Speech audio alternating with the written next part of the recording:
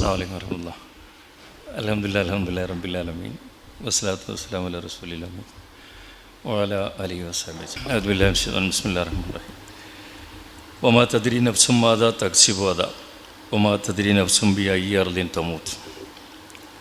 നമുക്കൊക്കെ പരിചയമുള്ള സൂറത്തുൽ ലുഖ്മാനിലെ അവസാനത്തെ ആയത്താണ്. നാളെ താൻ എന്താണ് പ്രവർത്തിക്കുക എന്ന് ഒരാളും അറിയുകയില്ല, താൻ ഏത് നാട്ടിൽ വെച്ചാണ് മരിക്കുക എന്നും ഒരാളും അറിയുകയില്ല. ഈ ആയത്ത് പറഞ്ഞ കാര്യം നിങ്ങൾ ബോധ്യപ്പെടുത്തുന്ന ഒരുപാട് അനുഭവങ്ങൾ നമ്മൾക്ക് ജീവിതത്തിലെമ്പാടുണ്ടാവും. നാളെ താൻ എന്താണ് പ്രവർത്തിക്കുക എന്നൊരാളും അറിയുകയില്ല, താൻ ഏത് നാട്ടിൽ വെച്ചാണ് മരിക്കുക എന്നും ഒരാളും അറിയുകയില്ല. ഈ ആയത്തിനെ പറ്റി ചിന്തിക്കുമ്പോൾ ഒരുപാട് ആളുകൾ പല സ്ഥലങ്ങളിലും പോയി തൊഴിൽ തേടിയിട്ടും ജീവിതത്തിൻ്റെ പല പല ആവശ്യങ്ങൾക്ക് പോയി മരണപ്പെട്ട് നമുക്ക് കാണാൻ പറ്റും. ഒരാളുടെ മരണം ഇന്ന നാട്ടിലാണ് വെച്ചായിരിക്കും നടക്കണമെന്നുള്ള ഉദ്ദേശിച്ചാൽ അവൻ അങ്ങോട്ട് പോകാനൊരു ആവശ്യം ഉണ്ടാക്കി കൊടുക്കുന്ന വിശ്വാസം ഒരു ഹദീസ് പറയുന്നുണ്ട്. ഒരാൾ ഇന്ന സ്ഥലത്താണ് മരിക്കേണ്ടതെന്ന് അള്ളാഹുവിന് നിശ്ചയമുണ്ടെങ്കിൽ ആ സ്ഥലത്ത് എത്തേണ്ട ഒരാവശ്യം ആ ആൾക്ക് അള്ളാഹു തആല ഉണ്ടാക്കുന്ന ഒരു ഹദീസിൻ്റെ ആവശ്യത്തിലുണ്ട്. പറഞ്ഞു എന്ന് വെച്ചാൽ ബിസ്മിൻ്റെ തുടക്കകാലം മുതൽ നമ്മുടെ ഒപ്പം ഉണ്ടായ ആലിക്കോയ, ഞാനും കാദർ സാഹിബൊക്കെ ഓട്ടോറിക്ഷയിൽ പോകുമ്പോൾ ഞങ്ങൾ ഒന്നിച്ചായിരുന്നു ആലിക്കോയ ഉണ്ടായിരുന്നു. ആലിക്കോയ ഒരു തൊഴിൽ തേടി വയനാട്ടിലെത്തി. അനുയോജ്യമായ ഒരു തൊഴിൽ കിട്ടി. അവിടെ വീടും സ്ഥലം വാങ്ങി കുടുംബസമേതം അവിടെ സമാധാനമായി കഴിഞ്ഞു പോകുന്നതിടയിലാണ് ആലിക്കോയ മരണപ്പെട്ടത്. അറഫ നോമ്പ് നോറ്റ് പെരുന്നാളിനുള്ള സാധനങ്ങളൊക്കെ വാങ്ങി, ചെറിയ കുട്ടികൾക്കുള്ള മൈലാഞ്ചി വാങ്ങി, നഖം വെട്ടി, മീശ വെട്ടി, മുടി ചെറുതാക്കി, താടി വൃത്തിയാക്കി, വീട്ടിലെത്തി കുളിച്ച് കുട്ടികൾക്ക് മൈലാഞ്ചിട്ട് കൊടുക്കുന്നു. ഞാൻ അല്പം ഉറങ്ങാം, കുറച്ച് കഴിഞ്ഞിട്ട് ഡ്രസ്സ് എടുത്ത് കൊടുക്കാൻ പോകണം. കുട്ടികൾക്ക് മൈലാഞ്ചിട്ട് അതുണങ്ങി ഡ്രസ്സ് എടുക്കാൻ പോകാൻ വേണ്ടിയിട്ട് ആലിക്കോയനെ വിളിച്ചപ്പോൾ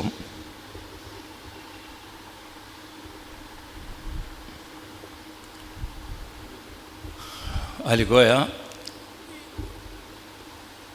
ഖിബിലക്ക് അഭിമുഖമായിട്ട് വലത് കൈ തോളിൽ വെച്ച് മുഖത്ത് വെച്ചിട്ട് സമാധാനമായിട്ട് ഉറങ്ങണതാണ് കാണുന്നത്.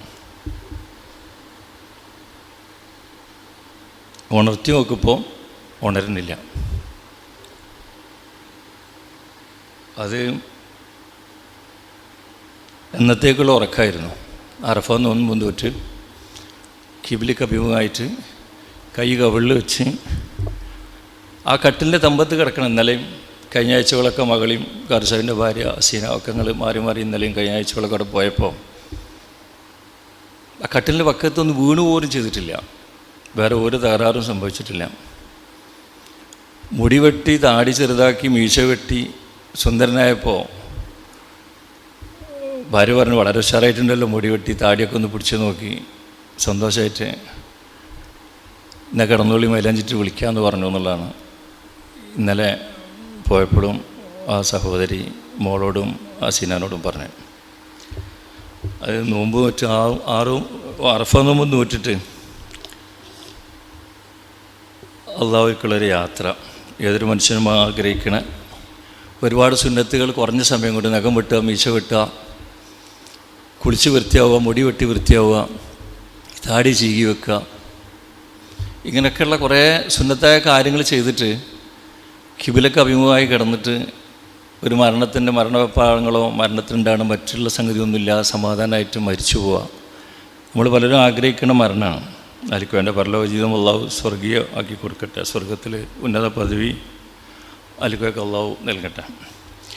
നാളെ താൻ എന്താണ് പ്രവർത്തിക്കുന്നത് ഒരാളും അറിയുകയില്ല, താൻ ഏത് നാട്ടിൽ വെച്ചായി ആണ് മരിക്കുക എന്ന് ഒരാളും അറിയുകയില്ല. യഥാർത്ഥത്തിൽ കുറേ ചെറുപ്പക്കാലം ബിസി തുടങ്ങിയ കാലഘട്ടം ഇന്നത്തെ പുതിയ പ്രവർത്തകന്മാർക്ക് അറിയില്ല.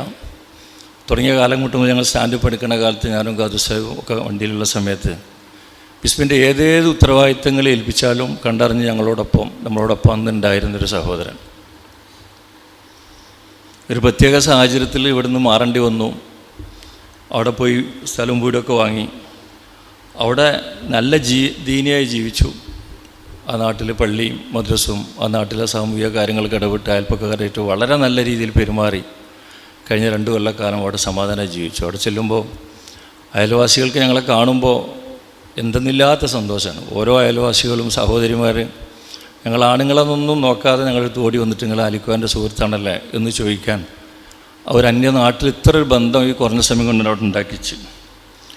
അവിടെയുള്ള പള്ളിയേറ്റും മദ്രസയേറ്റും അയൽപ്പക്കാരേറ്റും എല്ലാവരേറ്റും സഹകരിച്ച് നല്ല ഇടപാടുകൾ. എന്നാലും ഞാൻ അവിടെയുള്ള പള്ളി കമ്മിറ്റി ബന്ധപ്പെട്ട ആളെ വിളിച്ചിട്ട് വളരെ കടബാധ്യതകളും ഉണ്ടെന്ന് ചോദിച്ചും പറഞ്ഞേ കടബാധ്യതകൾ ഉണ്ടെന്നുണ്ടെങ്കിൽ അത് വീട്ടാൻ ഞങ്ങൾ തന്നെ എമ്പാടും മതി, അത് ഞങ്ങൾ വീട്ടും. ഈ നാട്ടിൽ ഒരു പൈസ അവന് കടല്ല.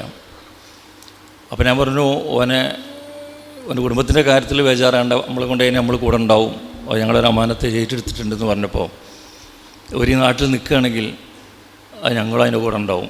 ഒരുവിടെ നിൽക്കുന്നില്ലെങ്കിൽ അവരെ നാട്ടിലേക്ക് തിരിച്ചു പോവുകയാണെങ്കിൽ നിർവാഹമില്ല. അത് ചോദിക്കാനൊരു ബുദ്ധിമുട്ടുണ്ടായതുകൊണ്ടാണ് ഞാൻ ഭാര്യനും കൂട്ടിയുടെ പോയിരുന്നു. നിങ്ങളും മകളും ഈ ആഴ്ചയും കഴിഞ്ഞ ആഴ്ച കൂടെ വന്ന് പറഞ്ഞത് വളരെ സന്തോഷമുണ്ട്, ഞങ്ങൾ നിങ്ങളോടൊപ്പം ഉണ്ടാവും. കുറഞ്ഞ കാലം കൊണ്ട് ഒരു നാട്ടിലുണ്ടാക്കിയെടുത്തൊരു നല്ല ഒരു അനുഭവം നടക്കട്ടെ. കുറച്ച് ദിവസം മുന്നേ ഞാനും ഖാദർ സാഹിബും ഉബൈദും കൂടിയും ഗുഡല്ലൂരിൻ്റെ പല ഭാഗങ്ങളിൽ ഉദയത്തിൻ്റെ ഉരുക്കളെടുക്കുന്നതിനെ സംബന്ധിച്ച് ആ നാട്ടിലെ ഒരു 6-7 പള്ളി മഹലിലെ ആളുകൾ, ഉത്തരവാദിത്തമുള്ള ആളുകൾ സംസാരിച്ചിട്ട് അവിടെ ഉദയത്ത് കൊടുക്കാൻ വേണ്ടി ചർച്ച ചെയ്യാൻ പോകുമ്പോൾ അലിക്കുവാനെ ഞങ്ങൾ ബത്തേരി ടൗണിൽ വെച്ച് അലിക്കുവാനെ വിളിച്ചു. മുമ്പൊക്കെ ആ വഴിക്ക് പോകുമ്പോൾ ഞാനും പെണ്ണുങ്ങളവിടെ വീട്ടിൽ പോകാറുണ്ട്, അലിക്കുവാൻ്റെ വീട്ടിലിരുന്ന് ഭക്ഷണം കഴിക്കാറുണ്ട്. വീട്ടിൽ പോകാൻ സമയമില്ലെങ്കിൽ ടൗണിൽ വിളിച്ചു വരുത്തിയിട്ട് ടൗണിലിരുന്നിട്ടും ഒരുപാട് കാര്യങ്ങൾ കഴിഞ്ഞ കാലത്ത് ബിസ്മിയിൽ ഒന്നിച്ച് പ്രവർത്തിച്ച കാലഘട്ടം ഇപ്പോൾ ബിസ്മി നടന്നുകൊണ്ടിരിക്കുന്ന കാലഘട്ടത്തിലൊക്കെ പറ്റി ഒരുപാട് നേരം ടൗണിൻ്റെ പല ഭാഗങ്ങളിൽ നിന്ന് സംസാരിക്കാറുണ്ട്. ഈ പ്രാവശ്യം പോയപ്പോഴും ഞാനും അവനെ വിളിച്ചിട്ട് പറഞ്ഞു, ഞാനും ഞങ്ങളൊക്കെ ഖാദർ ഉപയോഗമൊക്കെ വയ്ക്കുന്നുണ്ട്. ഒരുപാട് നിർബന്ധിച്ച് ഞാൻ പറഞ്ഞു എൻ്റെ വീട്ടിലേക്ക് എനിക്ക് ഇറങ്ങാൻ കഴിയില്ല, അന്ന് വീട്ടിലേക്ക് ഇടവഴിയിൽ ഇറങ്ങാൻ പറ്റില്ല എന്ന് പറഞ്ഞപ്പോൾ നിങ്ങൾ കാറ് മേലെ നിർത്തിക്കോളി, ഓട്ടോറിക്ഷ വരുന്ന ഒരു വഴി കണ്ടുപിടിച്ചിട്ടുണ്ട്, ആ ഓട്ടോറിക്ഷയിൽ എൻ്റെ വീട്ടിൽ നിങ്ങൾ കൂടെ നടക്കും, നിങ്ങൾ വന്നോളി. ഒരുപാട് നിർബന്ധിച്ചു. ഒരു തിങ്കളാഴ്ച നമുക്ക് വേറെ സ്ഥലങ്ങൾ അടിയന്തരമായിട്ട് എത്തേണ്ടത് അടുത്ത ആഴ്ച ഈ വഴി വീണ്ടും വരും, ഇൻഷാ അല്ലാഹ് കാണാം എന്ന് പറഞ്ഞത് തിങ്കളാഴ്ച. പക്ഷേ പിറ്റത്തെ തിങ്കളാഴ്ച രാവിലെ ആലിക്കോയ കുമളിപ്പറമ്പിലെ ഒരു പള്ളിയിലെ ഖബറിൽ അടക്കപ്പെടാനുണ്ടാണ്. അത് ആലിക്കോയ മരിച്ചു. അപ്പോൾ ഇവിടുന്ന് പോയാലും അലിക്കോനെ കാണാറും അലിക്കോൻ്റെ കാര്യങ്ങളിൽ ഇടപെടലും എന്നൊക്കെ വളരെ നല്ലൊരു ബന്ധം നമ്മൾ കാത്തു സൂക്ഷിച്ചു. ഇതിനൊക്കെ നമുക്ക് ഉള്ളൊരു പാഠം എന്താണെന്ന് വെച്ചാൽ ഈ മരണങ്ങൾ, ഇതുപോലെ ഒരുപാട് മരണങ്ങൾ നമുക്ക് പരിചയമുണ്ട്, നമ്മൾ അനുഭവസ്ഥരാണ്.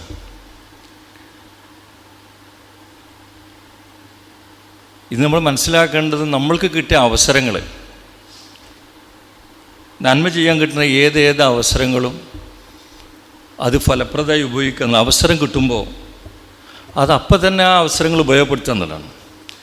ഇമാം ഹസൻ ബസീർ റഹ്മത്തുള്ളാഹി പറഞ്ഞു, നീ നീട്ടിവെക്കലിനെ സൂക്ഷിക്കുക, തീർച്ചയായും നീ ഇന്നിൻ്റെ ആളാണ്, നാളെയുടേതല്ല. നാളെ നിനക്കുണ്ടാവുകയാണെങ്കിൽ ഇന്നത്തെ പോലെ പ്രവർത്തിക്കുക, എന്നാൽ നാളെ നിനക്കുണ്ടായിട്ടില്ലെങ്കിൽ ഇന്ന് ചെയ്യാൻ കഴിയാത്തതിനെക്കുറിച്ച് നിനക്ക് ദുഃഖിക്കാൻ കഴിയുകയുമില്ല. നാളില്ലെങ്കിൽ പിന്നെ ഇന്ന് ചെയ്യാത്തതിനെ ദുഃഖിക്കാൻ കഴിയില്ല. അപ്പോൾ നീട്ടിവെക്കലിനെ സൂക്ഷിക്കുക, തീർച്ചയായും നീ ഇന്നിൻ്റെ ആളാണ്. ഇതാണ് മഹാന്മാരായ ആളുകൾ നമുക്ക് പഠിപ്പിച്ചിട്ടുണ്ട്. ഇത്തരം അനുഭവങ്ങളും മരണത്തിൽ നിന്ന് നമ്മൾ പഠിക്കേണ്ട ചില പാഠങ്ങൾ അതാണ്. മരണത്തിൽ നിന്ന് ഒരാൾക്കും ഓടി കളിക്കാനാവില്ല. ഇപ്പം മരണം അത് എവിടെ എത്തിയിട്ടുണ്ട്, അത് നമ്മളെ കാലിൻ്റെ ചെരുപ്പിൻ്റെ വാറിനോളം അടുത്താണെന്നൊക്കെ ഹദീസിൻ്റെ ആശയത്തിൽ നമ്മൾ കേട്ടിട്ടുണ്ട്. മരണത്തിൽ നിന്ന് നമുക്ക് ഒരാൾക്കും ഓടി കളിക്കാൻ കഴിയില്ല. ഏത് സമയത്തും എവിടെ വെച്ച് നനച്ചിരിക്കാതെ സംഭവിക്കും. തനിച്ചായിരിക്കുമ്പോഴാവും ചിലപ്പോൾ മരണത്തിൻ്റെ കടന്നുവരവ്. ആൾക്കൂട്ടത്തിൽ ഒപ്പമാണെങ്കിലും ഉച്ചവരെയും ഉടവരുടെ ഇടയിലാണെങ്കിലും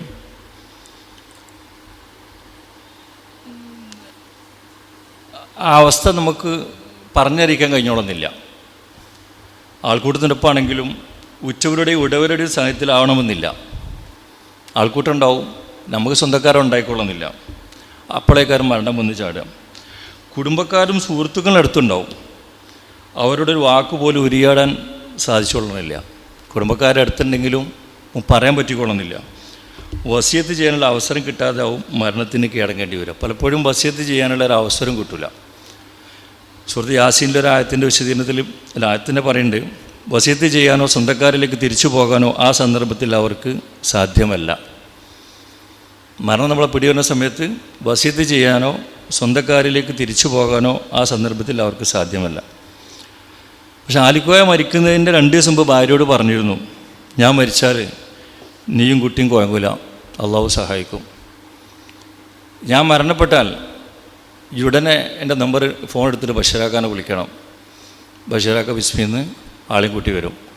എൻ്റെ കുട്ടികൾ, ചെറിയ കുട്ടികൾ വലുതായി ഒന്നിനു മാത്രം ആകണത് വരെ എൻ്റെ ഉത്തരവാദിത്തം ബിസ്മി ഏറ്റെടുക്കും എന്ന് ആലിക്കോയ മരിക്കുന്ന 2 ദിവസം മുമ്പ് ഭാര്യനെ വിളിച്ചു. എന്താ നിങ്ങളൊക്കെ സംസാരിക്കുന്ന ചോദിച്ചു. ഒന്നുമില്ല, പറഞ്ഞതുള്ളൂ. പക്ഷേ എൻ്റെ ഒരു ആഴ്ച മുന്നേ, 6 ദിവസം മുന്നേ ഞാൻ ആലിക്കോയോട് സംസാരിച്ച് എൻ്റെ കൂടെ ഖാദർ സാഹിബുണ്ട്, ഉബൈദുണ്ട് എന്ന് പറയുമ്പോഴും ചില തമാശകളൊക്കെ ഞാനുമായിട്ട് കൂടുതൽ ചില അടുപ്പുണ്ടായ ചില തമാശകളൊക്കെ പറയുമ്പോഴും ആലിക്കോയ ഒരു തമാശക്ക് പോലും എന്നോട് പറഞ്ഞിട്ടില്ല എനിക്കൊരു അസുഖമുണ്ടെന്ന്, ഞാൻ മരിച്ചാൽ എൻ്റെ കുട്ടികളെ നോക്കാൻ എന്നോട് പറഞ്ഞിട്ടില്ല. പക്ഷേ ആലിക്കോയൊക്കെ ഉറപ്പാണ് ഞാൻ മരിച്ചാൽ എൻ്റെ കുട്ടികൾ അനാഥരായി തീരില്ല, അത് ബിസ്മി ഏറ്റെടുക്കും എന്ന് ഭാര്യനോട് പറഞ്ഞു. എന്ന് ഭാര്യ ആ ദിവസം പോയപ്പോൾ മോളോടും കാഴ്ചവൻ്റെ ഭാര്യനോടും പറഞ്ഞപ്പോഴും ഇന്നലെ അശ്വിനിയും മോളും ചെന്നപ്പോഴൊക്കെ ആരും ആത്മവിശ്വാസം അതൊരു കിട്ടിക്കാളനല്ല.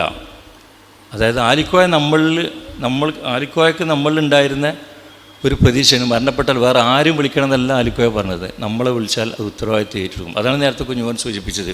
ഒരുപാട് പ്രതീക്ഷകളും ആഗ്രഹങ്ങളും സ്വപ്നങ്ങളൊക്കെ ഉള്ള മക്കളാണ് നമ്മളെ മുന്നിലുള്ളത്. അൽഹംദുലില്ലാഹ് നമ്മൾ ആ ഉത്തരവാദിത്വം ഏറ്റെടുത്തു. ഈ വിഷയമൊക്കെ അറിഞ്ഞതിന് മുന്നേ തന്നെ നമ്മളവിടെ ചെന്നു. അറിഞ്ഞ ശേഷം ഇന്നലെ അവർക്ക് ആവശ്യമുള്ള ചില സംഗതികളൊക്കെ ആയിട്ട് അൽഹംദുലില്ലാഹ് ഞങ്ങൾ ഇന്നലെ കൊണ്ടുകൂടെ പോയി. ഒരു പറയാൻ പറഞ്ഞു, ഖാദർ സാഹിബും ഞാനും ഞങ്ങൾ മരണപരങ്ങളൊപ്പം ഉണ്ടാവും, എൻ്റെ മകൾ എൻ്റെ നിങ്ങളെ കൂടെ ഉണ്ടാവും. ഓൾ തീർത്ത് പറഞ്ഞു, ഖാദറാക്ക പുറത്തുണ്ട്, എൻ്റെ ഇപ്പച്ചി പുറത്തുണ്ട്, ഇനി ഇപ്പച്ചും ഖാദറാക്ക ഇല്ലെങ്കിൽ ഞങ്ങൾ ഏറ്റെടുക്കും. ഖാദറാക്ക ഞാൻ ബിസ്മിയിൽ വരുന്ന കാലത്ത് അലിക്കോയക്ക അവിടെ ഉണ്ട്. ഞാൻ കുട്ടിയായ കാലഘട്ടത്തിൽ തമാശ പറഞ്ഞതാണ് അലിക്കോയക്കാനോട്. അതുകൊണ്ട് ഇപ്പം ഖാദറാക്കില്ലെങ്കിലും ഞങ്ങൾ ആരും ജീവിച്ചിരിക്കുകയാണെങ്കിൽ നിങ്ങളെ മക്കൾ പട്ടിണിയാവില്ല, നിങ്ങളോടൊപ്പം ഞങ്ങളുണ്ടാവും എന്നുപോൾ വളരെ അഭിമാനത്തോട് നല്ല അവരെ പറഞ്ഞ് സമാധാനിച്ചു പോകുന്നു. അതാണ് ബിസ്മി, അതാണ് ആളുകൾക്ക് കൊടുക്കേണ്ട പ്രതീക്ഷ. അതാണ് കുഞ്ഞുമോൻ നേരത്തെ പറഞ്ഞത്. അത് അൽഹംദുലില്ലാഹ്. അപ്പം നമ്മളെ ഓർഫൻ കെയറിലെ ആയിരക്കണക്കിന് സഹോദരിമാരോട് പല തവണകളായി സംസാരിച്ചപ്പോഴും അവർക്കൊക്കെ പല പ്രതീക്ഷകളുണ്ട്, പല സ്വപ്നങ്ങളുണ്ട്. അവരുടെ മക്കളെങ്ങനെ ആയിരിക്കണം എന്ന പല ആഗ്രഹങ്ങൾ ഇതൊക്കെ ഉണ്ട്. പക്ഷെ ഇങ്ങനെയൊക്കെയുള്ള ആ രക്ഷിതാക്കളെ ഒരു വേർപാടുകൾ വരുന്ന വഴികൾ, ഇങ്ങനെയൊക്കെ പല പ്രതീക്ഷകളും സ്വപ്നങ്ങളും വെച്ച് മുന്നോട്ട് പോകുന്ന ഇടയിലാണ് ഈ ഭർത്താവിൻ്റെ പെട്ടെന്നൊരു വേർപാടുകൾ. മക്കളെ കാര്യത്തിൻ്റെ കാര്യത്തിലും അവരുടെ താമസത്തിൻ്റെ കാര്യത്തിലും ഭക്ഷണത്തിൻ്റെ കാര്യത്തിലും സുരക്ഷിതത്വത്തിൻ്റെ കാര്യത്തിലും ഒന്നും ഒരു എത്തുമ്പോഴില്ലാതെ പ്രയാസപ്പെട്ട ഒരുപാട് ആളുകൾ. ഇപ്പോൾ കുറേ സഹോദരിമാർ, 1000 ചില്ലാനം സഹോദരിമാരോട് കഴിഞ്ഞ 1-2-3-4 മാസം സംസാരിച്ച് പലരും ചോദിച്ചു, നിങ്ങളെ ഭർത്താവ് മരിക്കാൻ എന്തായിരുന്നു അസുഖം കാരണം എന്താണെന്ന് ചോദിച്ചപ്പോൾ പലരും പറഞ്ഞു ഒരസുഖം ഉണ്ടായിട്ടില്ല, അസുഖം ഭർത്താവിന് ഉള്ളതേ അറിയില്ല, അങ്ങനത്തെ ഒരു അസുഖം ഭർത്താവിൻ്റെ ഞാൻ ജീവിതത്തിൽ അനുഭവപ്പെട്ടിട്ടില്ല. ഒരു സഹോദരി പറഞ്ഞു, മീനും അരിപ്പൊടിയും കയ്യിൽ തന്ന് പണി മാറ്റി വന്ന് ആ മീനും അരിപ്പൊടി അടുക്കള കൊണ്ടുവച്ചപ്പോൾ ഒരൊച്ച കേട്ട് ഒന്ന് നോക്കിയപ്പം ഭർത്താവ് മരിച്ചടക്കാണ്. 1 മിനിറ്റ് 2 മിനിറ്റ് ഉണ്ട്. ഒരു വീടിൻ്റെ കൊലയിൽ ചെല്ലാനം കൊണ്ടു കൊടുത്ത് അത്ത് വരുമ്പോഴത്തേന് വീണു പോവാം. മറ്റൊരു സഹോദരി, നമ്മൾ ഓർഫൻ കല്ലൊരു സഹോദരി പറഞ്ഞത്, ഭർത്താവ് സുബഹിസ്കാരം കഴിഞ്ഞ് കസാലയിലിരുന്നു, ചായ കുടിച്ച് അങ്ങനെ ഇരിക്കുകയാണ്. ഞാൻ ചായ കൊണ്ടുകൊടുത്ത് കസാലയിൽ അങ്ങനെ ഇരുന്നു. കുറച്ച് കഴിഞ്ഞപ്പോൾ കസാലയിൽ നീക്കണില്ല, കസാലയിൽ മരിച്ച് കിടക്കണത് കണ്ടത്. നമ്മൾ ഓർഫൻ കല്ല സഹോദരിമാർ നേരിട്ട് പറഞ്ഞതും ഞാൻ പോയി കണ്ട വീടുകളുടെ അനുഭവം ഞായി പറഞ്ഞു.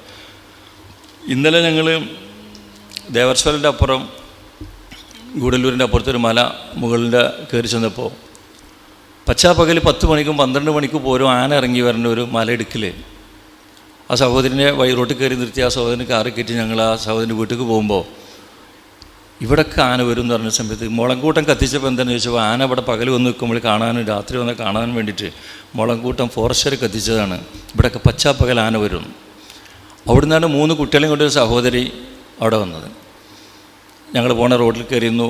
ഞങ്ങളാ വീട്ടിൽ പോയി ഒരു ആസ്പിറ്റസിൻ്റെ ഷീറ്റിട്ട് ഒരു കുടിയിൽ ഒരു 3 ചെറിയ കുട്ടികൾ, 3 വയസ്സായ കുട്ടി, എൻ്റെ മേലെ കുട്ടി, എൻ്റെ മേലെ കുട്ടി. ഇവിടുന്ന് ശേഷം 100 ചില്ലാനും കിലോമീറ്റർ അപ്പുറത്താണ്.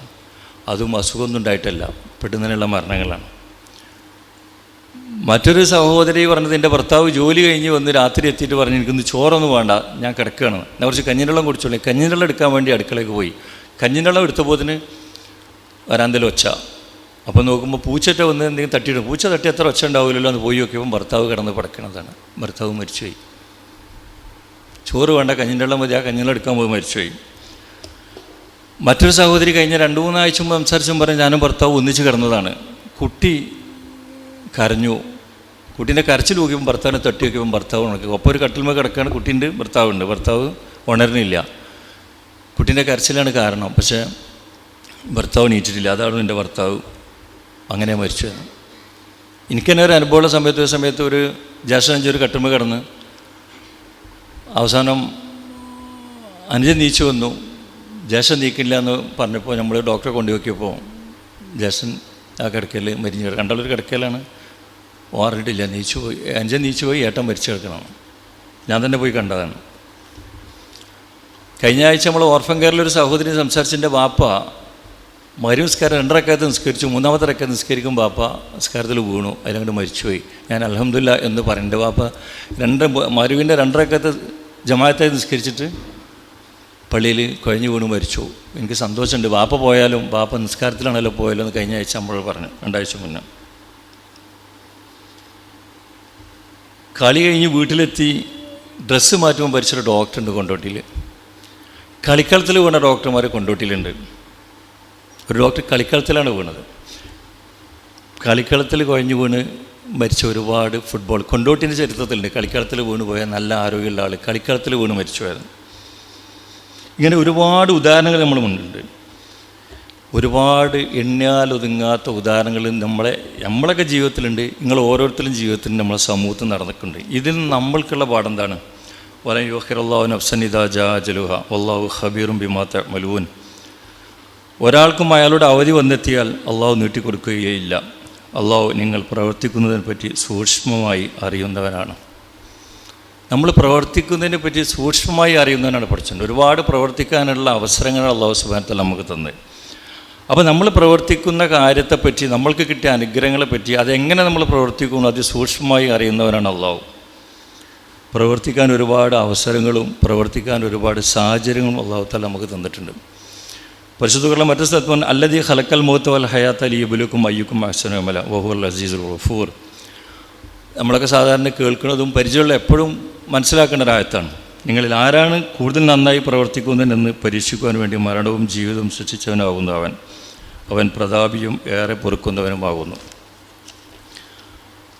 അപ്പോൾ ഈ കിട്ടിയ അനുഗ്രഹങ്ങൾ, ഈ ജീവിതം നമുക്ക് ഇത്ര സമാധാനപൂർവ്വം തന്നത് സൽക്കർമ്മങ്ങൾ പ്രവർത്തിക്കാനാണ്. ആ സൽക്കർമ്മങ്ങൾ എന്നുള്ള നിർവചനം പറയുമ്പോൾ എന്തൊക്കെയാണ് സൽക്കർമ്മങ്ങൾ? നേരത്തെ കുഞ്ഞുമോൻ സൂചിപ്പിച്ചതുപോലെ സമൂഹത്തിൽ ഒറ്റപ്പെട്ടു പോയ ആളുകൾക്ക് താങ്ങും തണലുമായി മാറാൻ നമുക്ക് അള്ളാഹു സുബ്ഹാനഹു വ തആല തന്ന അനുഗ്രഹങ്ങൾ പറ്റുന്നു. ആ അനുഗ്രഹങ്ങൾ ഉപയോഗപ്പെടുത്തിക്കൊണ്ട് പ്രവർത്തിക്കുക എന്നുള്ളതാണ് ഞാനതിൽ മനസ്സിലാക്കുന്നത്. ബിസ്മിൽ കടന്നു വരുന്ന ഒരുപാട് അനുഭവങ്ങളുണ്ട്. ഇവിടെ വന്നുകൊണ്ടിരിക്കുന്ന ഒരുപാട് മനുഷ്യന്മാർ ഇവിടെ കടന്നു വരുമ്പോൾ ഓരോ ഞായറാഴ്ച നമ്മൾ കണ്ടുകൊണ്ടിരിക്കുന്ന ഒരുപാട് കാര്യങ്ങൾ നമുക്കറിയാം. കഴിഞ്ഞ ആഴ്ച തന്നെ വളരെ വിശദമായിട്ട് പറഞ്ഞിരുന്നു. ഇവിടെ നമ്മളെ ബിസ്മിയിൽ പേര് രജിസ്റ്റർ ചെയ്ത് നമ്മളെ കാത്തിരിക്കുന്ന ഇവിടുത്തെ ഒരു ഫോൺ കോളുകളോ ഇവിടുത്തെ ഒരു സന്ദർശനമോ പ്രതീക്ഷിച്ചുകൊണ്ടിരിക്കുന്ന നൂറുകണക്കിന് ആളുകൾ ഓരോ മാസത്തിലും ഇവിടെ കടന്നു പോകുന്നുണ്ട്, ഇവിടെ വന്നു പോകുന്നുണ്ട്. ആദ്യം വന്ന് നമ്മൾ കൃത്യമായിട്ട് സ്കോളർഷിപ്പും പെൻഷനും കൊടുത്തുകൊണ്ടിരിക്കുന്ന ആയിരക്കണക്കിന് ആളുകളുണ്ട്. 3000-ന് മേലെ ചെറിയ മക്കളുണ്ട്. അപ്പോൾ നമ്മളെ സംബന്ധിച്ചിടത്തോളം നമ്മളെ അവസരം കുറഞ്ഞു പോവാൻ. നേരത്തെ പറഞ്ഞ മരണങ്ങളൊക്കെ ഒരു വർഷത്തിനേക്കാളും കൂടുതൽ വായിച്ചും കണ്ടും അനുഭവിച്ചും പരിചയങ്ങൾക്ക് ഉണ്ടാവും. നമ്മളൊരു ദിവസം നമ്മളെപ്പറ്റി ആരെങ്കിലും പറയും കഴിഞ്ഞ ആഴ്ച ദിവസം ഇതായിരുന്നു, കഴിഞ്ഞ ആഴ്ച അവസാനം സംസാരിച്ചിരുന്നതാണ്. അപ്പോൾ നമ്മളെ സംബന്ധിച്ച് അതാരെങ്കിലും പറയും, അത് അങ്ങോട്ട് മറന്നു പോവുകയും ചെയ്യും. കുറച്ച് സമയത്തൊക്കെ ഉണ്ട്. അപ്പോൾ ഒരാൾ ക്ലാസ് എടുക്കുന്ന സമയത്ത് അധ്യാപകൻ കുട്ടികൾക്കൊക്കെ നല്ല ഇസ്ലാമികമായ കാര്യങ്ങൾ പഠിപ്പിച്ചുകൊണ്ടിരിക്കേണ്ടതിൽ കൊഞ്ഞു വീണതൊരു വീഡിയോ ഇപ്പോൾ അടുത്ത സമയത്ത് നമ്മളെ നാട്ടിൽ ജില്ലയിൽ നമ്മൾ കണ്ടതാണ്. ഇങ്ങനെ കുറേ മരണാനുഭവങ്ങൾ നമ്മുടെ മുന്നിലുണ്ട്. അപ്പം നമ്മളെ സംബന്ധിച്ചിടത്തോളം ഇതിനുള്ളൊരു പാഠം, വിശ്വാസം പറഞ്ഞു 2 അനുഗ്രഹങ്ങൾ അതിൽ അധികം ആളുകളും വഞ്ചിതരാണ്: ആരോഗ്യവും ഒഴിവ് സമയവും. ഈ ആരോഗ്യം ഒഴിവ് സമയം എന്ന് പറഞ്ഞാൽ, ഒഴിവ് സമയം ഉണ്ടായി എന്ന് പറഞ്ഞാൽ നമ്മൾ മുന്നിൽ ഞാനൊരു ഒഴിവ് സമയമാണ്, എൻ്റെ എല്ലാ സോലും തീർന്നിട്ടുണ്ട്, ഇനി ഞാൻ ഫ്രീ ആണെന്ന് പറഞ്ഞൊരു സമയം നമ്മുടെ മുന്നിൽ വരില്ല. നമുക്ക് ഒരു ദിവസം 86,400 സെക്കൻഡുകളാണ് ഒരു ദിവസം എന്ന് പറഞ്ഞാൽ. ഒരു 24 മണിക്കൂർ എന്ന് പറഞ്ഞാൽ 86,400 സെക്കൻഡുകളുണ്ടാവും.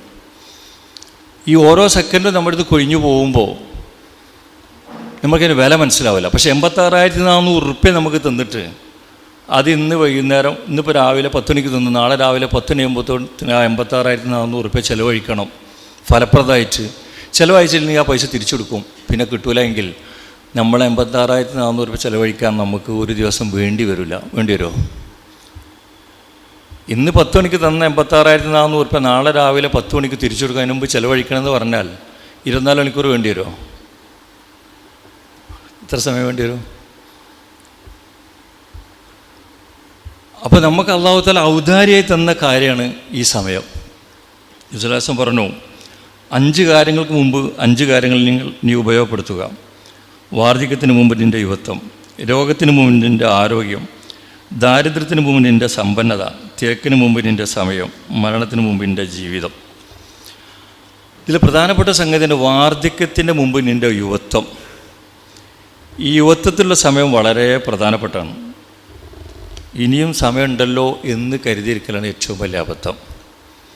സമയമുണ്ടല്ലോ, ഇനി നോക്കാലോ, ഇനി ഒന്നും കൂടി ഉഷാറാവണം എന്ന് നമ്മൾ നോമ്പിനെ ആലോചിക്കാറുണ്ട്, പുതുവർഷം ആരംഭിക്കുമ്പോൾ ആലോചിക്കാറുണ്ട്. എന്തെങ്കിലും ഒരു ഇൻസിഡൻസ് ഇതുപോലെ മരണങ്ങൾ കേൾക്കുമ്പോഴും കാണുമ്പോഴൊക്കെ നമുക്ക് മാറണം, കുടുംബങ്ങളൊക്കെ ഒരു മരണങ്ങൾ സംഭവിക്കുമ്പോൾ അല്ലെങ്കിൽ വേറെ വല്ല എന്തെങ്കിലും ഒരു സംഗതി ജീവിതത്തിൽ ഒരു അടയാളപ്പെടുത്തുന്ന സംഗതി ഉണ്ടായാലും ഇനിയൊന്ന് ഉഷാറാവണം. പക്ഷെ അതിന് ദിവസങ്ങൾ ഉണ്ടാവുള്ളൂ, അപ്പോൾ തന്നെ അത് മറന്നുപോകും. അപ്പോൾ യുവത്വത്തിലുള്ള സമയം വളരെ പ്രധാനമായിട്ടാണ്. ഈ വയസ്സായതിൻ്റെ ശേഷം കിട്ടുന്ന സമയത്തെക്കാളും കൂടുതൽ ഉപകാരപ്പെടുന്ന സമയമാണ് യുവത്വത്തിലുള്ള സമയം. ഇനി ഉണ്ടാവല്ലോ, ഇനി ഉണ്ടല്ലോ എന്ന് ആലോചിച്ചിട്ട് ആ കരുതിരിക്കലുണ്ട്, നീട്ടിയേക്കൽ, ആ നീട്ടിയേക്കൽ ഒരു വലിയ അബദ്ധമായിട്ട് നമ്മൾ കാണണം. ഈ സമയം തന്നെ നമുക്ക് സൗജന്യമായി കിട്ടിയതാണ്, പക്ഷേ അത് വില മതിക്കാനാവാത്തതാണ്. സമയത്തിൻ്റെ വില കറൻസിൻ്റെ വില പോലല്ല. സമയം നമുക്ക് സ്വന്തമാക്കാൻ കഴിയില്ല, പക്ഷെ നമുക്കതിന് ഉപയോഗപ്പെടുത്താൻ പറ്റും. സമയം നമുക്ക് പാത്തേക്കാൻ പറ്റില്ല, നമുക്ക് സൂക്ഷിച്ചേക്കാൻ പറ്റില്ല, പക്ഷേ സമയം നമ്മൾ മറ്റൊരാൾക്ക് വേണ്ടി ചിലവഴിക്കാൻ പറ്റും. സമയം നമുക്ക് നമ്മളെ കയ്യിൽ, നമ്മളെ അധീനത്തിൽ ഒതുക്കി നിർത്താൻ നമുക്ക് പറ്റില്ല, പക്ഷെ ആ സമയം മറ്റൊരാൾക്ക് ഫലപ്രദമായിട്ട് ആ സമയത്ത് ജീവിപ്പിക്കാൻ നമുക്ക് പറ്റും. സമയം നഷ്ടപ്പെടുത്തിയാൽ അത് തിരിച്ചു കിട്ടില്ല. പൈസ നഷ്ടപ്പെട്ടാൽ ഒരു പക്ഷേ തിരിച്ചെടുക്കാൻ പറ്റിയെന്ന് വരും. ഈ പറഞ്ഞ ഹദീസ് നമ്മൾ അപ്പോഴും ആലോചിക്കണം. 2 അനുഗ്രഹങ്ങൾ അതിലധികം ആളും വഞ്ചിതരാണ്: ആരോഗ്യവും ഒഴിവ് സമയവുമാണത്. ഞാൻ വീണ്ടും അത് പറഞ്ഞത് ആരോഗ്യവും ഒഴിവ് സമയമാണത്. പക്ഷെ ആരോഗ്യം ഉണ്ടാകുമ്പോൾ ഒഴിവ് സമയം ഉണ്ടാവില്ല. ഈ ആരോഗ്യമുള്ള എല്ലാ ആളുകൾക്കും ഭയങ്കര തിരക്കായിരിക്കും. ആരോഗ്യം ഉണ്ടാകുമ്പോൾ ഭയങ്കര തിരക്കാണ്. ആരോഗ്യം ഉണ്ടാകുമ്പോൾ ഒഴിവ് സമയം എന്നുള്ളത് ആലോചിക്കാൻ പോലും കഴിയില്ല. പക്ഷെ ഒഴിവ് സമയം ഉണ്ടാകുമ്പോൾ ആരോഗ്യം ഉണ്ടാവില്ല. അത് ഫിസിയോതെറാപ്പി സെൻ്ററിൽ പോയാൽ മതി, അവിടെയുള്ള ആളുകൾക്കൊക്കെ ഒഴിവ് സമയമുണ്ട്, പക്ഷേ ആരോഗ്യമില്ല. അവിടെ കൈയൊന്നും നനക്കാൻ കഴിയില്ല, കാലൊന്നും നനക്കാൻ കഴിയില്ല, ഒന്ന് സംസാരിക്കാൻ കഴിയില്ല, ഒന്ന് ഭക്ഷണം കഴിക്കാൻ കഴിയില്ല, ഒന്ന് ടോയ്ലറ്റ് പോകാൻ കഴിയില്ല. ഒരു മെഷീനിൽ നിന്ന് വേറൊരു മെഷീൻ്റെ മുന്നിലേക്ക് പോകാൻ വേണ്ടി ഇങ്ങനെ നോക്കിക്കാണ്, ഇവരെ ആരെങ്കിലും വരുമോ, കൂടെ നിൽക്കുന്നവർ വരുമോ, അല്ലെങ്കിൽ ഫിസിയോതെറാപ്പിസ്റ്റുമാരാരും വരുമോ. പലരും ഇങ്ങനെ ദൈന്യമായി നോക്കുന്നത് കാണാം. പക്ഷെ അവർക്ക് ഒരുപാട് ഒഴിവ് സമയമുണ്ട്. നമ്മളെപ്പോഴും തിരക്കുള്ള ആളുകളായിരുന്നു വരും, പക്ഷെ ഒഴിവ് സമയമുണ്ട്, പക്ഷേ ആരോഗ്യമില്ല. ആരോഗ്യം നഷ്ടപ്പെടുമ്പോൾ ധാരാളം ഒഴിവ് കിട്ടും. ഈ ആരോഗ്യം നഷ്ടപ്പെടുമ്പോഴാണ് ഒഴിവ് ഇഷ്ടംപോലെ കിട്ടുക. പക്ഷേ സമയം കിട്ടിയിട്ട് ഒരു കാര്യം ഉണ്ടാവില്ല. ഉണ്ടാവില്ല എന്ന് മാത്രമല്ല, നമ്മൾ മറ്റൊരാൾക്ക് ഭാരമായി മാറും. ഇന്ന് നമ്മളതാണെന്ന് സ്വന്തം കരുതുന്ന ആളുകളൊന്നും നമ്മളൊപ്പം ഉണ്ടാവില്ല. ക്രമേണ ഉൾവലിയലുകളാവും. പിന്നെ കിടക്കണ കട്ടിലിൽ കുറച്ചൊക്കെ സ്നേഹമുള്ള ഭാര്യയും മക്കളിന് കിടക്കണ കട്ടിലിൽ കൃത്യമായിട്ട് ഭക്ഷണം കിട്ടും. ടോയ്ലറ്റ് പോകാൻ വിളിച്ചാൽ ടോയ്ലറ്റ് പോകാൻ സൗകര്യം ചെയ്തു തരും. നിങ്ങൾ എപ്പോഴും ഇങ്ങനെ വിളിച്ചാൽ എനിക്ക് അടുപ്പത്ത് കുറച്ച് പണിയില്ലേ, അല്ലെങ്കിൽ എൻ്റെ കാര്യങ്ങളൊക്കെ നടക്കണ്ടേ, അത് ശരിയാക്കാരം. അപ്പം നമ്മൾ വിചാരിച്ചിടത്ത് നമ്മുടെ ശരീരം എത്താതെ വരുമ്പോൾ ഉണ്ടാകുന്ന ഒരു മാനസിക പിരിമുറുക്കുണ്ട്. പക്ഷെ അവിടെ നമുക്ക് എമ്പാട് സമയമുണ്ടാവും. ആരെങ്കിലും ഒന്ന് വന്ന് കിട്ടിയെങ്കിൽ കുറച്ചു നേരം സംസാരിച്ചിരിക്കുന്നു എന്ന് പറയുന്ന ഒരുപാട് ആളുകളുണ്ട്. ഒന്ന് വന്ന് കിട്ടിയാൽ നല്ല നല്ല ആരോഗ്യമുള്ള ആളുകൾ അംഗവൈകല്യം വന്നതിന് ശേഷം ആദ്യത്തെ 2-3 മാസം കഴിഞ്ഞതിന് ശേഷം പിന്നെ നീണ്ട കാലങ്ങൾക്കിടയിൽ അവർ സംസാരിക്കുമ്പോൾ ജനവാതിലിൻ്റെ അടുത്ത് ഇങ്ങനെ പുറത്തേക്ക് നോക്കും, ആരെങ്കിലും ഒന്ന് ഇങ്ങോട്ട് വന്ന് കിട്ടിയെങ്കിൽ. നടക്കുന്ന ശബ്ദമോ ചുമക്കണ ശബ്ദമൊക്കെ കേട്ടാൽ ഒരാൾ വരേണ്ടത് പ്രതീക്ഷിക്കും. പക്ഷെ ജനാലിനുള്ളിലേക്ക് കണ്ണെത്താ ദൂരത്ത് നോക്കുമ്പോൾ അങ്ങനെ നടന്നു പോകുന്ന ഒരാളെ, ഒരു മനുഷ്യനോട് സംസാരിച്ചിട്ട് മാസങ്ങളായി എന്ന് പറയുന്ന ആളുകൾ എനിക്ക് പരിചയമുണ്ട്. ഇപ്പോഴൊക്കെ മൊബൈൽ ഉണ്ടായതുകൊണ്ട് കുറച്ചൊക്കെ സംസാരിക്കാൻ പറ്റും. ഒരു മനുഷ്യൻ്റെ മുഖം കാണാൻ ആർക്ക് തിരക്കിലായിരിക്കും, ആരും ഉണ്ടാവില്ല. അപ്പോൾ ഒഴിവ് സമയം എമ്പാടുണ്ട്. ആരെങ്കിലും ഒന്ന് വന്ന് കിട്ടിയെങ്കിൽ എത്ര നന്നായിരുന്നു എന്ന് ആഗ്രഹിക്കുന്ന ഒരുപാട് മനുഷ്യന്മാരുണ്ട്. പക്ഷേ അതുകൊണ്ടൊരു കാര്യം ഉണ്ടാവില്ല. അപ്പോൾ ആരോഗ്യമുള്ള സമയത്ത് അള്ളാഹുവിൻ്റെ മാർഗത്തിൽ സമയത്തെ ഫലപ്രദമായിട്ട് ഉപയോഗപ്പെടുത്താൻ നമുക്ക് കഴിയണം. ഒരു സന്ദേശം പറഞ്ഞു, ഒരു ഹദീസിൻ്റെ ആശയത്തിൽ രാവിലെ ആയാൽ വൈകുന്നേരം പ്രതീക്ഷിക്കരുത്, വൈകുന്നേരമായാൽ പ്രഭാതം പ്രതീക്ഷിക്കരുത്. അപ്പോൾ ഈ കിട്ടിയ സമയം അള്ളാഹുവിൻ്റെ മാർഗത്തിൽ ഫലപ്രദമായി ഉപയോഗിക്കാൻ കഴിയണം. കഴിഞ്ഞ കാലം പോയി, അതിപ്പോൾ ഇനി ആലോചിച്ചിട്ട് കാര്യമില്ല. കഴിഞ്ഞ കാലഘട്ടത്തിൽ വന്ന ഒഫലത്തുകളും അബദ്ധങ്ങളെ പറ്റി പശ്ചാത്തപിക്കാനും കുറച്ചും കൂടി നല്ല രീതിയിൽ അതിനൊരു പാഠം കൊണ്ട് മുന്നോട്ട് പോകാൻ നമുക്ക് പറ്റിയെന്ന് വരും. പക്ഷെ ഒരുപാട് കാലം കഴിഞ്ഞ കാലത്തെപ്പറ്റി ആലോചിച്ചിട്ട് ടെൻഷൻ അടിച്ചിട്ടൊന്നും തിരിച്ചെടുക്കാൻ കഴിയില്ല. വരാനുള്ളത് വന്നിട്ടും വേണം. അത് കൈക്ക് കിട്ടിയാലേ ഉള്ളൂ. ഈ പറഞ്ഞ വീണുപോയ ആളുകൾക്ക് ഒരുപാട് പ്രതീക്ഷയുള്ള മനുഷ്യന്മാരായിരുന്നു. ഫുട്ബോൾ ഗ്രൗണ്ട് കളിക്കുമ്പോഴും ശരീരം പുഷ്ടിപ്പെടുത്താനും ഓടുമ്പോഴും മറ്റേത് സമയത്തും മരണപ്പെട്ട ആളുകളൊക്കെ തന്നെ പ്രതീക്ഷകൾ, നാളെ എന്നുള്ള ഒരുപാട് പ്രതീക്ഷകൾ അവർക്കുണ്ടായിരുന്നു. പക്ഷേ ആ പ്രതീക്ഷകളൊക്കെ ബാക്കി വെച്ചിട്ടാണ് അവർ നമ്മളടുത്ത് വിട്ടുപോയത്. പ്രതീക്ഷകൾ നമുക്ക് വേണം, കുഞ്ഞു പറഞ്ഞവർ സ്വപ്നങ്ങൾ നമുക്ക് കാണും. പക്ഷേ ഏറ്റവും വലിയ സ്വപ്നം ഇപ്പം മുന്നിൽ വന്ന അവസരങ്ങൾ, ഈ ബിസ്മി ഇന്ന് എനിക്ക് കിട്ടിയ ഏറ്റവും നല്ലൊരു പ്ലാറ്റ്ഫോമാണ്. ഇത് അള്ളാഹു സുബ്ഹാനഹു എനിക്ക് ഔദാര്യത്വം. ഞാൻ തന്നെ എൻ്റെ മകളോടും കാർഷകനോടും അസിനാനോടൊക്കെ പോരുമ്പോൾ കുറച്ച് കിലോമീറ്ററുകൾ യാത്ര ചെയ്തിട്ട് ഇങ്ങനെ വരുന്ന വഴിയിൽ വേറെ ഒരു സ്ഥലത്ത് കയറി. ഒരു സ്ഥലത്ത് 2 എത്തിയും കുടുംബങ്ങൾ കാത്തുക്കുണ്ട് പറഞ്ഞു. അങ്ങനെ അവർ റോട്ടിലേക്ക് ഇറങ്ങി. എനിക്ക് മലൻ്റെ മുകളിലായപ്പം കീപ്പെട്ട് ഇറങ്ങി വന്ന് ഞാൻ കാറ് നിർത്താൻ പറ്റിയ സ്ഥലത്ത് കുറേ കുരങ്ങന്മാരും ഞാനും മാത്രം. മകളും അശ്വിനും പോയി, കാതൃസാഹിബും പോയി തിരിച്ചു വന്ന് ഇങ്ങോട്ട് കൂട്ടിക്കൊണ്ടു എൻ്റെ അടുത്തേക്ക്. അപ്പോൾ നോക്കുമ്പോൾ 3 സഹോദരിമാരെ കുട്ടികളുമാണ് വന്ന്. അപ്പോൾ ഞാൻ നിൽക്കുന്ന കാറിൻ്റെ അടുത്ത് ഒരു വരണപ്പോൾ എനിക്ക് ഭയങ്കര ഇടങ്ങറ് തോന്നിയിട്ടില്ല. പക്ഷെ എനിക്ക് ഒരിക്കലും കയറി പോകാൻ പറ്റാത്തൊരു കുന്നിൻ്റെ മുകളിലാണ് ആ വീട്. പക്ഷെ അപ്പോൾ ഒരു സഹോദരൻ്റെ കൂടെ 3 കുട്ടികൾ, ഒരു സഹോദരനുണ്ട് 2 കുട്ടികൾ, ഒരു സഹോദരൻ്റെ കൂടെ 1 കുട്ടിയുണ്ട്. പക്ഷേ കുട്ടി സ്കൂളിൽ പോയതാണ്. അതിൽ 2 സഹോദരിമാർ പറഞ്ഞു, നോക്കിയാൽ കാണും, ഇത് എൻ്റെ വീടാണ്. എൻ്റെ ഭർത്താവ് ഗൾഫിൽ നിന്ന് അറ്റാക്കായി മരിച്ചു. അതേ സമയത്ത് ഇപ്പുറത്തെ മുറ്റത്തുള്ള സഹോദരൻ്റെ ഭർത്താവ് ഇവിടുന്ന് മരിച്ചു. ഒരു മുറ്റത്ത് 2 മരണം. ഒന്ന് ഗൾഫിലാണ്, ഒന്ന് ഇവിടെയാണ്. ഒരേ ദിവസം പകൽ 2 ഒരു വീട്ടിൻ്റെ മുറ്റത്ത് 2 അനാഥ കുടുംബങ്ങളായി മാറുകയാണ്. ഏകദേശം 100 ചില്ലാനും കിലോമീറ്റർ അപ്പുറത്താണ് അവരുള്ളത്.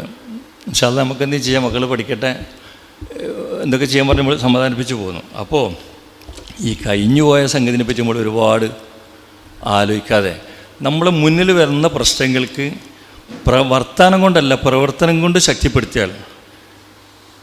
ആഗ്രഹങ്ങൾ മാത്രം ഉണ്ടായിട്ട് കാര്യമില്ല. ആഗ്രഹങ്ങൾ ഒരുപാടുണ്ട്. പക്ഷെ ആഗ്രഹത്തിന് നേരത്തെ കുഞ്ഞുമ്മ പറഞ്ഞതുപോലെ ആഗ്രഹത്തിനനുസരിച്ച് നന്നായിട്ട് പ്രവർത്തിച്ചാൽ ഇതുപോലുള്ള ഒരുപാട് ആയിരക്കണക്കിന് മനുഷ്യന്മാരെ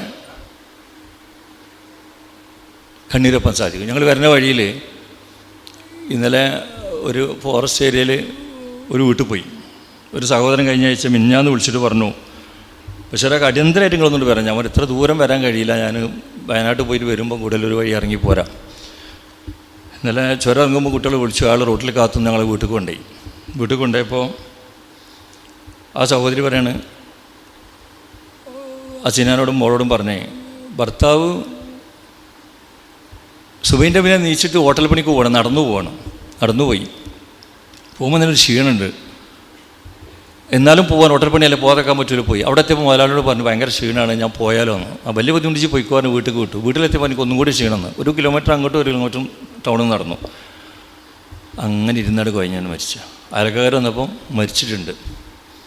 അജീനെന്നല്ല 4 മാസമായ ഒരു കുട്ടീനെ എടുത്തിട്ട് ഇന്ത്യ ഞാൻ അവിടെ ബെഞ്ചും കസാലിട്ട ഒരാളില്ലല്ലോ. അപ്പോൾ അവിടെ ഒരു തിണ്ടുമ്പിൽ ടവർ അടിച്ചപ്പോൾ അജീന കുട്ടീനെ ഇതിൻ്റെ മുന്നേ കൊണ്ടുവന്ന് കാണിച്ചു, ഇതാണ് കുട്ടി. ഒരു 4 മാസമായ ഒരു കുട്ടിയുണ്ട്. അതിൻ്റെ മേലൊരു കുട്ടിയുണ്ട്. വാടകക്കാരന് കഴിഞ്ഞ 2 മാസം തന്നെ ഹോട്ടലിൽ വേണ്ടത്ര ശമ്പളം കിട്ടാൻ പണിയില്ലാതെ ബുദ്ധിമുട്ടായിട്ട് 2 മാസം ശമ്പളം വാടക കൊടുക്കാണ്ട്. അപ്പോൾ ഇതിൽ കുറച്ചൊക്കെ വിവരങ്ങൾ ആ സഹോദരനോട് പറഞ്ഞപ്പോൾ അന്ന് തന്നെ തൽക്കാലം പൈസ എടുത്ത് കൊടുക്കുക, ഭക്ഷണം കഴിക്കട്ടെ, പട്ടിണി കിടക്കല്ല, ബാക്കി നമുക്ക് ആലോചിച്ച് കുറച്ച് പൈസ അയച്ചു കൊടുത്തു. പൈസ കൊടുക്കാൻ പറഞ്ഞു. ഇന്നലെ നമ്മളെ പൈസ സഹോദരന് കൊടുത്തു. അപ്പോഴാണ് ഇവരോട് സംസാരം മധ്യ ചോദിച്ചപ്പം വാടക 2 മാസം കൊടുത്തിട്ടില്ല. വാടകൻ്റെ ഉടമ മരിച്ചിട്ടാകെ 10 ദിവസം ആയിട്ടില്ല. വാടക ഉടമ എല്ലാം കണ്ട് പോയിനി. ബേജാറായിട്ട് ഈ ഇതിലിരിക്കുന്ന സഹോദരൻ്റെ ഉമ്മ ചെന്ന് പറഞ്ഞു, വാടക തരട്ടോ എന്ന് പറഞ്ഞു. തരട്ടോ എന്ന് പറയുമ്പോൾ എനിക്ക് വാടക കൊടുക്കാനില്ല. അന്ന് ശരി, ആ വാടക ഇപ്പം തന്നെ കാർസായി വണ്ടി നിർത്തി കൊണ്ടു കൊടുത്തു, വാടക കൊടുത്തു, നിങ്ങൾ ബേജാറാണ്ടാണ്. ഭർത്താവ് മരിച്ചിട്ട് ഒരാഴ്ച കഴിയുമ്പോഴും വാടകക്കാരൻ്റെ വാടകയിൽ ഭയപ്പെട്ട് നിൽക്കുന്ന ഒരുപാട് ആൾ. ഇത്തരം ആളുകളാണ് നമ്മളെ ഈ സ്ഥാപനത്തിൽ കടന്നു വരുന്നത്. അപ്പോൾ നമ്മളെ ബാധ്യത വളരെ കൂടുതലാണ്. പാസ്റ്റ് ഈസ് ഹിസ്റ്ററി, ഭൂതകാലം എന്നത് ചരിത്രമാണ്. ഫ്യൂച്ചർ ഈസ് മിസ്റ്ററി, ഭാവികാലം നിഗൂഢമാണ്. പ്രസൻറ്റ് ഈസ് പ്രസൻറ്റ്, വർത്തമാനകാലം അതിപ്പോൾ നമ്മുടെ കയ്യിലുണ്ട്. അപ്പോൾ കഴിഞ്ഞത് ഏതായാലും പോയി, വന്നത് ഇനി കിട്ടിയിട്ട് വേണം. അതൊരു നിഗൂഢമാണ്. ഏതുപോലെ പ്രസംഗിക്കുമ്പം കഴിഞ്ഞുകൊണ്ട് മരിക്കുമോ, നിസ്കരിക്കുമ്പോൾ മരിക്കുമോ, പണി മാറ്റി വരുമ്പം മരിക്കുമോ, ഭാര്യൻ്റെ കൂടെ കിടക്കുമ്പോൾ ഒന്ന് വിളിച്ച് ഞാൻ മരിക്കുകയാണെന്ന് പറയാൻ സമയം കിട്ടാതെ മരിക്കുമോ, ഒന്നും നമുക്കറിയില്ല. അപ്പോൾ അതൊരു നിഗൂഢമാണ്, ഒന്നും അറിയില്ല. അപ്പോൾ പ്രസൻറ്റ് ഈസ് പ്രസൻറ്റ് പറഞ്ഞാൽ ഇപ്പോൾ കിട്ടിയ ഈ പ്രസൻറ്റ്, ഈ മുന്നിലുള്ള സാഹചര്യങ്ങളുണ്ടല്ലോ, അത് ഇത്തരം പ്രശ്നങ്ങൾക്ക് വേണ്ടി പരിഹരിക്കാൻ വേണ്ടി ഓടിയാൽ നമുക്ക് ഒരു അടയാളപ്പെടുത്തലുകളായി മാറും. ആ അർത്ഥത്തിൽ ഇപ്പം കിട്ടിയത് നോക്കുക. വരാൻ പോണ നിഗൂഢമായ ജീവിതത്തെ പറ്റിയിട്ട് ഒരുപാട് പ്രതീക്ഷകളൊക്കെ ഉണ്ട്. പ്രതീക്ഷകളൊക്കെ നല്ലതാണ്. പക്ഷേ ഇപ്പം ജീവിക്കാൻ മറന്നിട്ട് ഒരുപാട് പ്രതീക്ഷകളൊക്കെ ആണെങ്കിൽ ഇപ്പം ജീവിച്ചിട്ട് ആ ജീവിതം സാക്ഷ്യപ്പെടുത്തിക്കൊണ്ട് നാളെ ഒരുപാട് പ്രതീക്ഷകൾ ഉണ്ടാകുകയാണെങ്കിൽ അതിലൊരു കോലം ചൊല്ലുണ്ടാവും. ഓരോരോ അനുഭവത്തിൽ നിന്നും പാഠം ഉൾക്കൊണ്ട് ജീവിതം ചിട്ടപ്പെടുത്തി അല്ലാഹു തആല ഇഷ്ടപ്പെടുന്ന രീതിയിൽ മരിച്ചാൽ നമുക്ക് പഠിച്ചാൽ തൗഫീഖ് ചെയ്യട്ടെ.